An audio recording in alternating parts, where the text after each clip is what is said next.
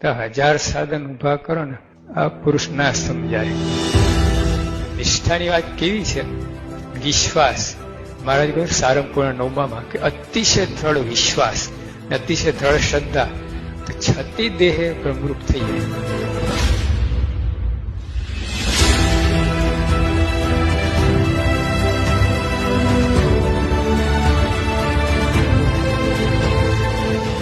કરોડો અબજો જન્મ લીધા, ઇન્ફિનાઇટ જન્મ લીધા આપણે, પણ આવો અવસર શ્રીજી મહારાજ મળ્યા હોય, એમના સંતો મળ્યા એવો અવસર ક્યારે મળ્યો નથી.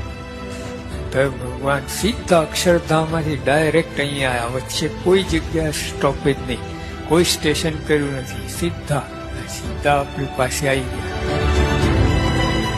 આપણા જ છે પણ મને મળ્યા છે.